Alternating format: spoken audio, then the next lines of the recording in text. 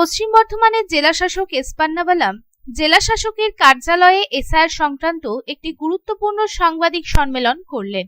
তিনি জানান যে শনিবার অর্থাৎ 27 ডিসেম্বর থেকে এই জেলায় এবং সমগ্র রাজ্যে এসআইআর এর শুনানি প্রক্রিয়া শুরু হবে।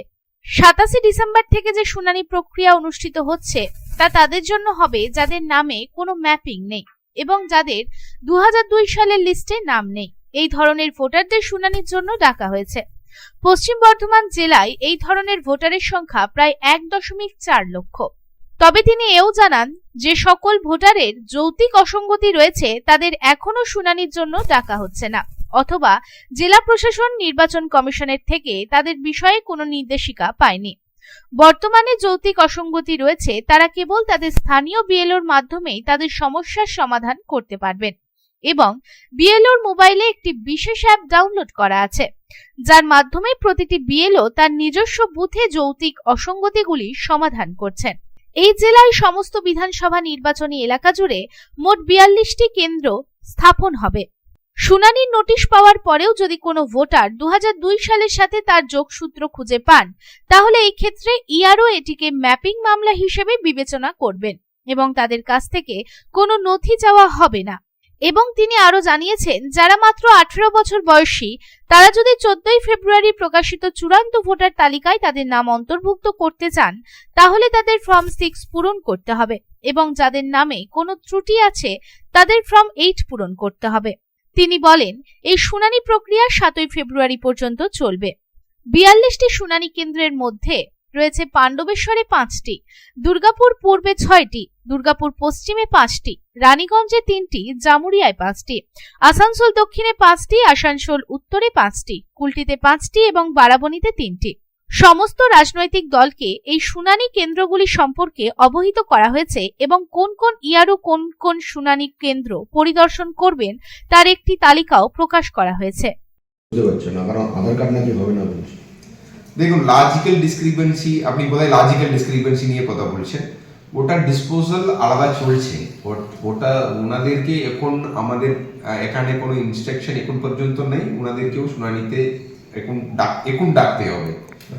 প্রথম পর্যায়ে এখন পর্যন্ত যেটা ইনস্ট্রাকশন আছে নো ম্যাপিং, যাদের 2002-এ কোনো লিঙ্ক নেই, মতলব mother father grandfather grandmother link দেখাতে পারেনি, ওনাদেরকে আমরা নোটিশ করিয়েছি। এখন পর্যন্ত লজিক্যাল ডিসক্রিপেন্সি বিএলওর অ্যাপে এসছে, ওনারা যেমন গত 7 দিন ধরে ওরা ডিসপোজ করছে, ওটা মতলব যেগুলো ডিসপোজ হচ্ছে না অথবা মতলব এরকম কোনো মানে ওই রকম কেস থাকলে কি করতে হবে এখন আমরা ইনস্ট্রাকশনের জন্য অপেক্ষা করছি। ওটা আলাদা, ওটা হিয়ারিং এ আসছে না। আর এখনো মানে হিয়ারিং এর টাইমেও কেউ যদি ম্যাপিং এর কোচ যদি পেয়ে যান, ধরুন তখন পাইনি, এখন ওরা হিয়ারিং এর কোচ যদি পেয়ে যান, ওটাও আমরা প্রশ্নটা তুলেছিলাম সিইও অফিসকে, ইসিআই কে, ওনারা সাজেস্ট করেছেন। ওনারা 2002 লিস্টের সঙ্গে যেটা মতলব অ্যাপ্রুভড লিস্টে আছে, আমাদের কাছে তো রোল আছে সিইও পোর্টালে, ইসিআই ওয়েবসাইটে তোলা আছে, ওখানকার যে পিডিএফ এ এখনো ওরা যদি ম্যাপিংটা দেখাতে পারেন, ওরা হিয়ারিং এ আসতে হবে, কিন্তু ওদের কেসকে ম্যাপিং কেস হিসাবে ট্রিট করতে হবে।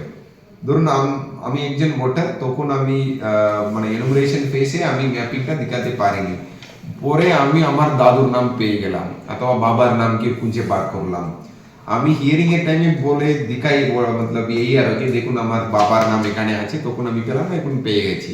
উনি ওনার সঙ্গে যেটা পিডিএফ কপি আছে ওটার সঙ্গে ম্যাচ করবেন, ওটা যদি ম্যাচ হয়ে যায় তখন ওনাকে ম্যাপিং কেস হিসাবে ট্রিট করতে হবে, ঠিক আছে? তখন হয়তো এই আর ওনার কাছ থেকে কোনো ডকুমেন্ট চাইবেন না, ঠিক আছে? সো এখন পুরোটাই হচ্ছে আপনার নো ম্যাপিং এর কেসের উপরে হিয়ারিং। এটা কিন্তু আরেকটা জিনিস আমি বলতে ভুলে গেলাম, ফর্ম 6 যাদের 18 বছর হয়ে গেছে ওরা ভোট শুরু করবে। 18 বছর যাদের হয়ে গেছে 1/1/2026-এ ওনারা 15 তারিখ অবধি ফর্ম ভরতে হবে, তবে ওটা ফাইনাল লিস্ট যখন ফেব্রুয়ারি 15 তারিখ বেরোবে ওটাতেই থাকবে।